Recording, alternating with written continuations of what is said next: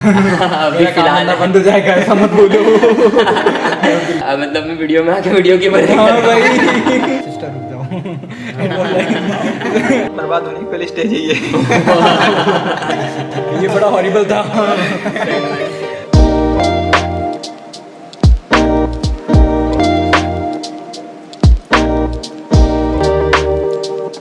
So hey guys, how are you? My name is Aman Paliwal और आपका हार्दिक स्वागत है नो टॉक्स पे। और नो टॉक्स पे एक शानदार एपिसोड आज लेकर के आए हैं आप लोगों के लिए। आज हमारे साथ क्रिएटर्स टॉक्स होने वाली है, जिसके अंदर हमारे फेलो क्रिएटर्स मौजूद हैं। आप लोगों को जानते हैं, बट फिर भी मैं छोटा सा इंट्रोडक्शन दे देता हूँ। हमारे साथ है शिवम, हमारे साथ है यशवंत और हमारे साथ है अंकित मिश्रा भाई।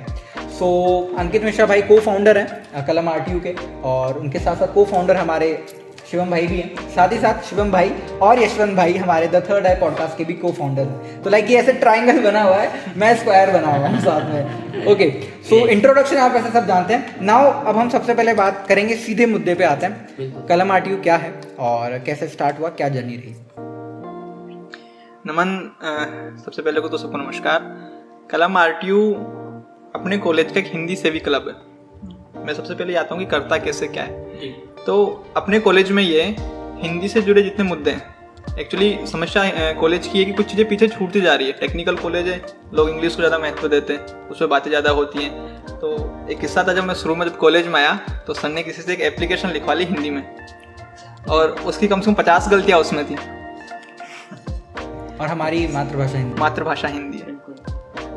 तो जो पुरानी जो अपनी जो लैंग्वेज है, लोग उसको भूलते जा रहे थे, अपनी संस्कृति को भूलते जा रहे हैं। तो कलम एक उनके लिए इनिशिएटिव है कि जो वो लोग हिंदी सीखें, वो लोग संस्कृति को वापस लेके आएं। हम लोग इसमें जो हमारी संस्कृति से जुड़े मुद्दे हैं उनको हिंदी में उनका प्रचार करते हैं। जैसे महाराणा प्रताप पे हमने एक एपिसोड किया, लक्ष्मीबाई पे हमने किया, ये सारी चीज़ें।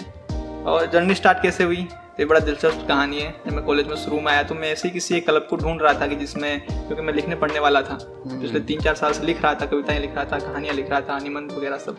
तो मैं एक सहारा ढूंढ रहा था कि ऐसे लोग मुझे मिले कि जहाँ मैं अपने आप को एक्सप्लोर कर सकूँ। बिल्कुल।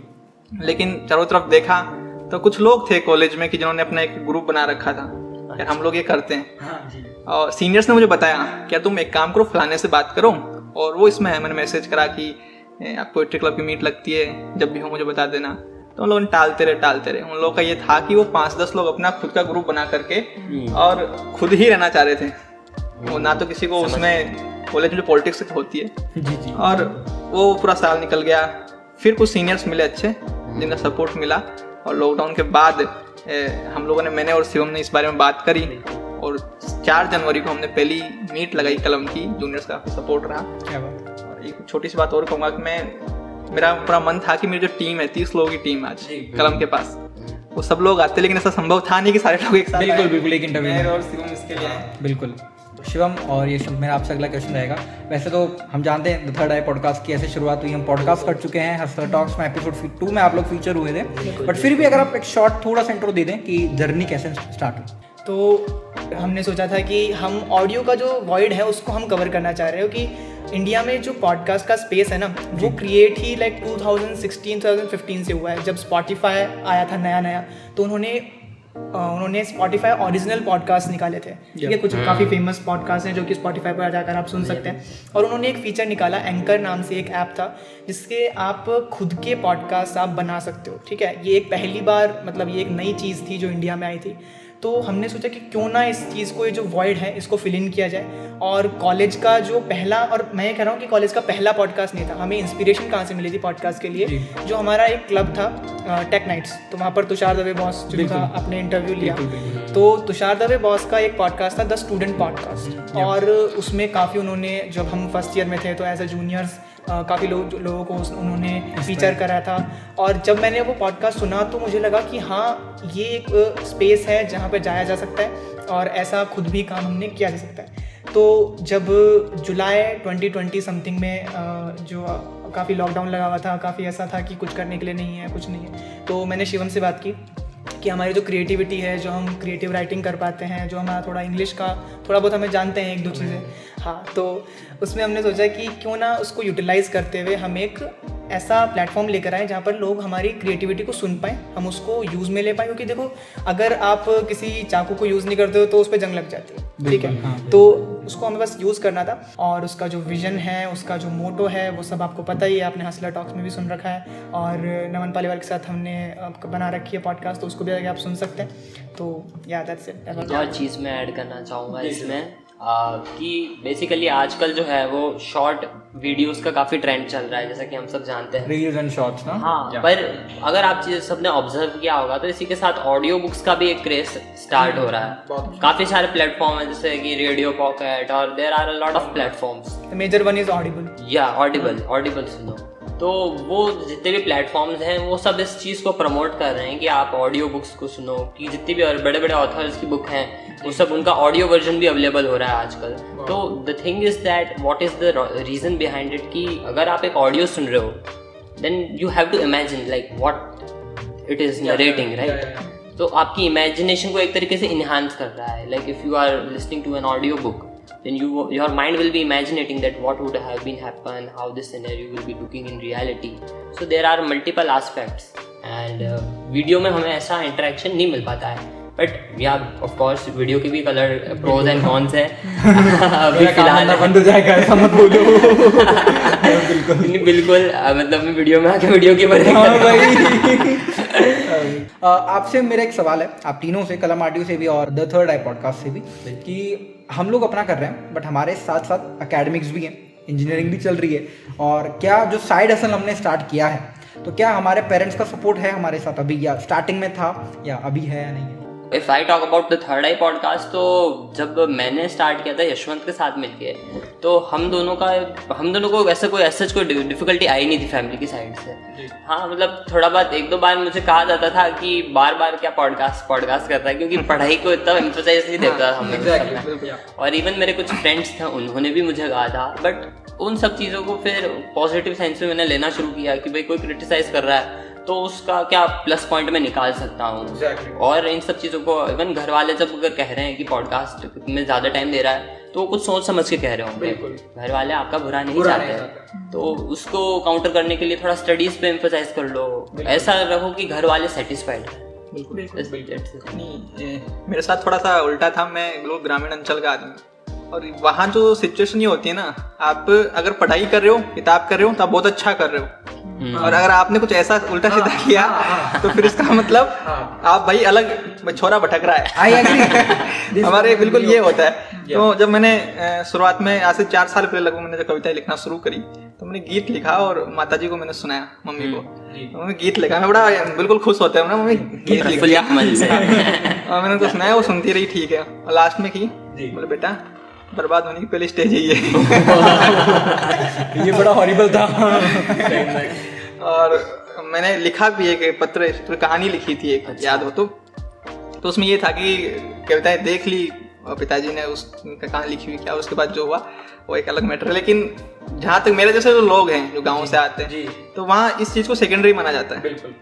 इनको ये माना जाता है कि यार ये तो मतलब लाइन से उतर गया, ये तो और कुछ कर रहा है ना, इनमें क्या है, क्योंकि वहाँ की समस्या होती है आर्थिक सुरक्षा। उन लोगों को बड़ी लगती है यार ये पढ़ेगा लिखेगा नहीं, नौकरी नहीं लेगा तो ना ये कमाएगा क्या, खाएगा क्या, इसकी शादी नहीं होगी, ये नहीं होगा, वो नहीं होगा। तो उनके लिए कमाना और नौकरी लगना ये ज्यादा जरूरी है ना। और वो सोचते हैं कि आदमी कमा तभी सकता है जो पढ़ेगा। एग्जैक्टली ये जो अपन कर रहे हैं ना, ऐसा करके केवल टाइम पास कर सकता है, उनका ये मानना है। और टू बी वेरी ऑनेस्ट, अभी जैसे आपका है, हमारा है, आपका है, मोनेटाइजेशन किसी का ऑन नहीं है। तो अगर आप बाहर की नज़र से देखें, ठीक है, तो आप ये बोल रहे हैं हम टाइम वेस्ट ही कर रहे हैं। अब वो हम जानते हैं कि हम टाइम वेस्ट नहीं कर रहे हैं, बट अगर आप इसको फाइनेंशियल स्टेटस की तरह देखें तो हम टाइम वेस्ट कर रहे हैं, बिकॉज यहाँ से अर्निंग नहीं है।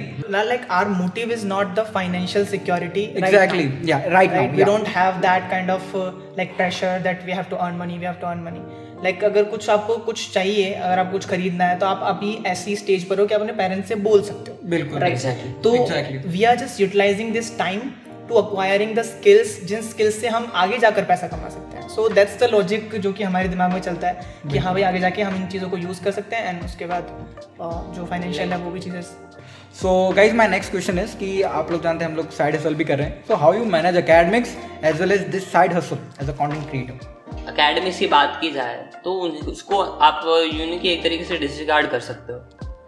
You know, we are not in the state where we can totally ignore academics. वो तो करनी ही है, it is Primary. It's a must thing.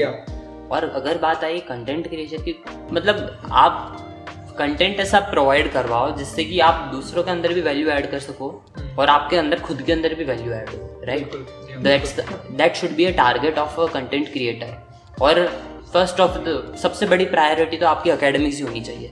अगर एकेडमिक्स के साथ आपको कॉम्प्रोमाइज़ करना पड़ रहा है तो आपको थोड़ी समय के लिए उसको उस साइडलाइन करना पड़ेगा, बट दैट डजंट मीन कि आप उसको पूरी तरीके से छोड़ दो।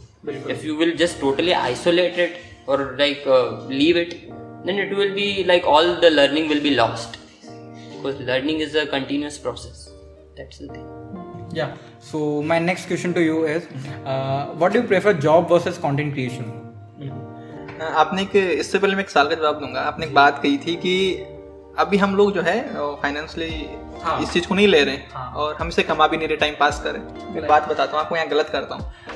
अपन आज कॉलेज में अगर बात होती कि यार यहाँ पे एंकरिंग करनी है तो मेरे को हमको कहा कि यार उनको बुलाओ, आज हम 4 लोग बैठ के यहाँ बात कर रहे हैं कैमरे के सामने, तो मैं कह रहा हूँ कि ये सबसे बड़ी कमाई है। क्या बात है, बिल्कुल। अगर हमारी कमाई है तो ये कमाई है। कॉलेज में 4 लोग जानते हैं तो वो हमारी कमाई है। तो कहीं ना कहीं कमाई तो हम कर रहे हैं, बिल्कुल है ना? कमाई बिल्कुल, कमाई अगर पैसे की नहीं होती, कमाई इज्जत की भी होती है और अलग दिखना भी होता है भीड़ से 4 लोगों में। और आपका जो मेरा सवाल था कि आप जॉब या फिर कंटेंट क्रिएशन, इनमें से किसको प्रेफर करेंगे, तो जिस स्थिति में मैं अभी हूँ तो मुझे लगता है कि पहले आदमी को देखो, ये अभी हमने भी बात की है, हमारी हॉबी है, ये सेकेंडरी जॉब ये है, ये भी जॉब ही है, जॉब से अलग नहीं है। हाँ बिल्कुल, we are giving our valuable time in this. बिल्कुल। और काफी सारे लोग, मैं आपको बताऊं जिस फील्ड से मैं जुड़ा हूँ कविता से, आपके कोटा के तनोज धादीच है ना, वो अपने काम भी करते हैं। दिव्य कमल ध्वज हैं, वो पुणे में एक कंपनी में काम भी कर रहे हैं और साइड जॉब में वो रात को शायरी पढ़ते हैं, है ना। अपने विशाल बाग हैं, नाम सुना होगा आपने, वो दिन में कंपनी में जाते हैं और रात को किसी मंच पे जाके वो शायरी गुनगुना रहे होते हैं। क्या बात। तो ये भी मैं मानता हूँ एक तरीका जो भी है। क्या बात, बिल्कुल बिल्कुल। सो लाइक पर्सपेक्टिव चल सकती हैं चीज़ें, मतलब आप जॉब जब लग जाए, जब तक आप कंटेंट क्रिएशन में अच्छे नहीं हो जाए, लाइक इस लेवल पे नहीं हो जाए कि आप जॉब को कि इग्नोर कर दो भाई, साइड कर दो, आप भाई मेरा काम चल जाएगा। फुल टाइम एम्प्लॉयबिलिटी को कंटेंट क्रिएशन के लिए तभी यूज कर सकते हैं जब आप पूरी तरीके से उसमें सेट हो। या आपको देखो आर्थिक सुरक्षा नहीं है आपके पास, आप एक स्टेबल हो। और दूसरी बात, आपको ऐसा लगता है कि चलो यार अब तो मेरा शौक है ये, इसके बिना तो मैं मतलब जिंदा नहीं रह सकता। तब जाके फिर आपको फिर या so my next question to you is कि लाइक अभी हम लोग कंटेंट क्रिएट कर रहे हैं, हम लोग वीडियोस बना रहे हैं। एज यू ऑल नो कि अभी हमें 1.5 घंटा हो चुका है शुरू करने के पहले, लाइक लाइटिंग सेटअप, हमारे डीओपी सर और बहुत सारी थोड़ा सा बिहाइंड द सीन्स यहाँ पर, ठीक है, और इस टाइप की चीज़ें हो रही हैं, ठीक है। माय नेक्स्ट क्वेश्चन इज, और जो हम कंटेंट क्रिएट करते हैं, आप पॉडकास्ट बनाते हैं, आप कलम आर्टिव करते हैं, हम लोग वीडियोस बनाते हैं, एक हर्डल्स बहुत सारे आते हैं। हर्डल्स टेक्निकल कह सकते हैं, हर्डल्स मैनुअल कह सकते हैं कि लाइक हमें शूट करना है बट हमारे एक्टर्स नहीं आए या हमारी टीम नहीं आई, हमारे क्रू मेंबर्स नहीं आए, तो इससे हम इरिटेट भी हो जाते हैं, ठीक है। तो अब मुझे अपनी ऑडियंस को मैं ये बताना चाहता हूँ आपके थ्रू कि लाइक एज अ ऑडियंस हमें ये लगता है कि ठीक है वीडियो बनाया और चले गए, अभी भी हम लोग एक ही एंगल पे हैं, एक ही एंगल पे हैं, 2 लाइट्स हैं, माइक है, बहुत सारी चीज़ें, वो नहीं दिखता। सही बात। द क्वेश्चन इज, किस टाइप के हर्डल्स आप लोगों को भी फेस करने पड़ते हैं? Okay, let me take this question. या वैसे तो हम जो कंटेंट बनाते हैं, जैसे मैंने जो कंटेंट बनाया है वो ऑडियो से रिलेटेड है, ठीक है, एंड आप वीडियो से रिलेटेड बना रहे हैं तो ऑब्वियसली उसके लिए काफ़ी सारा इक्विपमेंट चाहिए, जैसे आपने अभी बताया, ठीक है। हम जो कंटेंट बनाते हैं तो ऑडियो का जब कंटेंट बनता है तो उसमें सबसे बड़ी प्रायोरिटी होती है कि ऑडियो की क्वालिटी कैसी है, बैकग्राउंड में कोई नॉइस तो नहीं आ रही है। अभी जैसे हम वीडियो बना रहे हैं तो हल्की सी अगर आपको गाने की भी अगर नॉइस आ रही होगी बैकग्राउंड में तो ये चलता है, थोड़ा बहुत आप सुनते हैं, एडजस्ट करते हैं। लेकिन हम जब ऑडियो क्रिएट करते हैं तो उसका हमें एक पर्सनलाइज्ड एक्सपीरियंस क्रिएट करना होता है। हम क्रिएट कर रहे होते हैं कि नो डिस्टर्बेंस, एकदम बिल्कुल प्योर क्वालिटी ऑडियो, और वो हम कभी कभी थोड़ा उसमें फेल भी कर जाते हैं, लेकिन कभी कभी हम बहुत अच्छी हमने ऑडियो की क्वालिटी भी हमने प्रोड्यूस की है विदाउट हैविंग दोज बल्कि condenser microphones and audio proof rooms, ये सब हमारे पास कुछ भी नहीं है, लेकिन फिर भी हम ऐसा क्रिएट करने की कोशिश करते हैं। जब भी जितने भी लोगों ने अप्रिशिएट किया है मुझे, उन्होंने यही कहा है कि यार ऑडियो की क्वालिटी काफ़ी अच्छी लगती है, तो उसके अंदर काफ़ी चीज़ें सीखनी होती है। और हर्डल्स तो यही आते हैं, ऑब्वियसली आपको पता ही है, इंडिया है, हमारे घर का होते हैं, हमारे घर रोड के साइड में होते हैं, हमारे घर कोई अपार्टमेंट बिल्डिंग्स ऊपर नहीं होता है, आसपास के जो व्हीकल्स निकलते हैं उससे काफ़ी हमें मतलब प्रॉब्लम हुई है शिवम, यू नो, काफ़ी मतलब बिना पंखे के 2 घंटे रिकॉर्ड करना is not easy task, it's not a joke. जब यहाँ पे रूम में बैठे हैं, यहाँ पे तो पंखा नहीं चल रहा है, फिर भी काफ़ी एक हम कंफर्टेबल हैं, it's not like very hot here.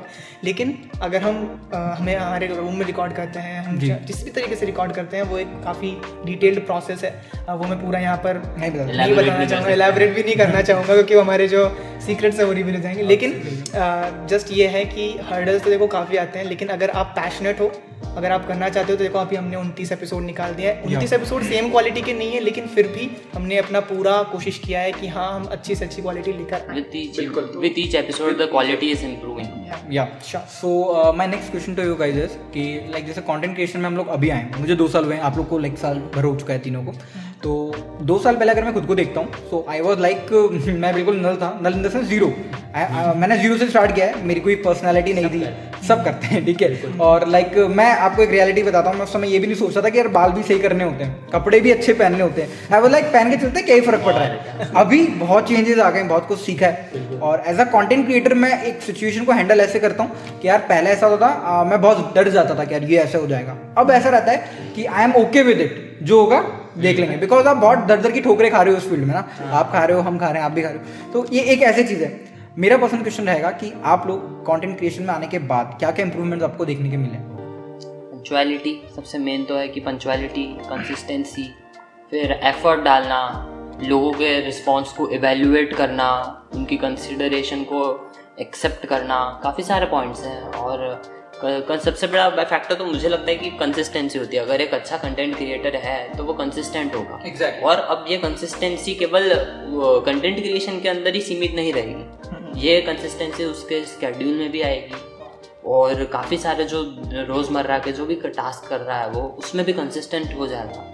और रही बात कि जिस बेसिस पे वो कंटेंट क्रिएट कर रहा है, लाइक पोएट्री कर रहा है या फिर कोई सिंगिंग कर रहा है या फिर कोई ब्लॉग्स बना रहा है, तो उससे उसके वैल्यू एडिशन, जिसकी हमने पहले बात करी है, तो वैल्यू एडिशन भी धीरे धीरे होता रहेगा। बिल्कुल। तो ओवरऑल जो ग्रोथ है वो काफ़ी हद तक अच्छी हो जाती है। कंटेंट क्रिएशन का मतलब है कि आप दुनिया को किस तरीके से देखते हो। बिल्कुल। जितने लोगों ने देखा, आपने कुछ अलग देखा है। बिल्कुल, ठीक है। तो एक तो दुनिया को देखने का नजरिया आप में आता है जी। आप इस फील्ड में आते हो तो दुनिया को आप एक अलग तरीके से देखते हो। क्या बात है। दूसरी बात, जब आप कुछ क्रिएट कर रहे हो, आप कुछ लिख रहे हो, तो आप अपनी बात सामने वाले को समझा रहे हो। तो अपना जो पॉइंट रखने का जो है, मैं अपनी बात रख सकता हूँ, अपने शब्दों में रख सकता हूँ, अपने तरीके से रख सकता हूँ, वो आपके साथ आता है। क्या बात। और ये चीज मैंने देखी पिछले 3-4 साल से, जो परिवर्तन मेरे अंदर आया है। और ऑब्वियस बात है कि अगर हम ऐसा कंटेंट क्रिएट कर रहे हैं कि जो लोग तक पहुंचा रहे हैं, कम्युनिकेशन स्किल्स हमारी तो बनती है, लेकिन अपन दूसरों को कन्विंस भी कर सकते हैं, कन्विंसिंग पावर बढ़ जाती है। बिल्कुल। और आज के जमाने में मुझे लगता है सबसे जरूरती सी चीज ये है, कन्विंस करना बड़ा इंपॉर्टेंट है, समझ रहे हो। और इसीलिए कंटेंट क्रिएटर को इन्फ्लुएंसर भी कहा जाता है, क्योंकि उसमें टेंडेंसी होती है इन्फ्लुएंस करने की। Social media influencer, Instagram influencer, YouTube influencer, ये सारे जो भी फैक्टर्स हैं, तो वो इन्फ्लुएंस की तो टेंडेंसी बहुत important part होती है। Guys, my next question is about relationship. So guys, during my 3 years of college life, बहुत सारे ऐसे पड़ाव आए हैं रिलेशनशिप, आज ये सब रिवील कर देंगे अपन। स्टार्ट ही हुआ है ना, लाइक 3rd ईयर स्टार्ट हुआ है, 2 साल कंप्लीट हुए। सो 2 साल में बहुत से ऐसे यहाँ रिवील करते हैं, थोड़ा रिलेशनशिप वाली चीज़ें आई हैं, ठीक है। बट एक मोमेंट आता है जहाँ पर आप बहुत क्लोज आते हो, देन आप रोक देते हो। क्यों रोक देते हैं? बिकॉज हमारे लिए प्रायोरिटी क्या रहती है? फॉर मी, अगर आप मुझसे पूछे, मेरे लिए प्रायोरिटी अभी वर्क है, अभी मेरा पैशन है, because we have 2-3 years only. उसके बाद हमें सबको जॉब्स करनी है, सेटल होना है, ठीक है।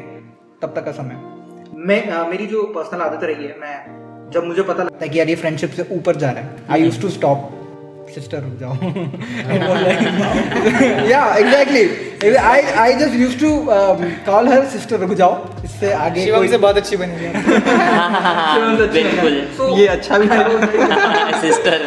सो नहीं, ये सही बात है। मैं आई यूज्ड टू से सिस्टर रुक जाओ, इससे आगे नहीं बढ़ेंगे, इसके आगे कोई फ्यूचर नहीं है, we can be friends. Why? Because we don't have enough time to give them. Like उनका कॉल आता है कि कहाँ हो, किसके साथ हो, अभी मिलना है। So that's not possible for the content creator I guess, ठीक है। आप लोग कर सकते हो तो फिर अलग चीज़ है, but for me it's very difficult task because आप समझते हैं। अब आप लोगों से पूछना है कि relationship in a content creation और relationship in a college life, is it worth it और not? Shivam, Yes. Most eligible. No, I am not that much eligible, and even I am claiming that I don't have that much knowledge of relationship because I have never been in the relationship. Camera पे नहीं झूठ बोलेंगे, पर relationship में मैं बिल्कुल भी नहीं रहा हूँ। इससे पहले मैं गीता पे हाथ रख के शपथ लेता हूँ। इतना नहीं करना। भाई कोशिश करिए। कोशिश तो हम सबने करी है। वो बात तो अलग है, पर उसमें रहा नहीं। और सबसे हाँ, तो अगर क्वेश्चन पे आता है कि भाई कंटेंट क्रिएशन के समय रिलेशनशिप वर्थ इट है या नहीं, तो जैसे कि देखा जाए रिलेशनशिप्स के काफ़ी एम होते हैं। लाइक कहीं लोग होते हैं जो रियली सीरियस होते हैं रिलेशनशिप में, कहीं लोग होते हैं जो केवल टाइम पास के लिए रिलेशनशिप करते हैं कहीं लोग थोड़े सेंटिमेंटल होते हैं तो उनको इमोशनल सपोर्ट की ज़रूरत होती है रिलेशनशिप में। तो आप इन सब पैरामीटर्स को देखते हुए फिर चीज़ों को एनालाइज करो कि भाई in case I really want a person whom I can share my deepest emotions, अगर उससे आप अपने इमोशनल एक्सचेंज करना चाहते हैं then it's a good thing for a content creator, right. और अगर सख्ती रखनी है तो फिर सख्त रहो। जाकिर खान बन जाइए। No harm in that. Zakir Khan पिघलते नहीं, सख्त। ठीक है। So my next question to you guys कि जैसे कि अभी हम कंटेंट क्रिएशन में और हम कॉलेज में भी हैं, सो वी हैव फ्रेंड्स, ठीक है। बहुत सी बार ऐसा होता है दोस्ती टूट जाती है, ये एक बड़ा मुद्दा रहता है, मेरा भी हर किसी का है, ठीक है। कभी दोस्ती टूट जाना, कभी समझ रहे हो क्या टूट जाता है, रिलेशनशिप टूट जाना, ब्रेकआउट्स होते हैं, ब्रेकअप्स, ठीक है, ब्रेकअप्स या। So in this situation what I feel is कि मेरे को एक बहुत अच्छी बात की थी एक सीनियर ने कि जो दोस्ती है या जो रिलेशनशिप है ये परमानेंट रिलेशनशिप नहीं है। परमानेंट कौन से? आपके पेरेंट्स, ठीक है, आपके कजन्स, आपकी फैमिली परमानेंट है, और ये जो फ्रेंड्स हैं और ये सारी चीजें टेम्पोररी हैं। अभी कॉलेज फ्रेंड्स हैं, देन प्रोफेशनल फ्रेंड्स आएंगे, पहले स्कूल फ्रेंड्स थे, ठीक है। उनका एक कहना है, और ये मैं बहुत मानता हूँ इस चीज़ को, कि जो आपका काम है ना वो आपके साथ हमेशा चलेगा, ठीक है। तो मेरा एक सजेशन है आप सभी से, मैं इस पे अपना पॉइंट जानना चाहूँगा। Do you follow work over friends और work with friends, work less than friends?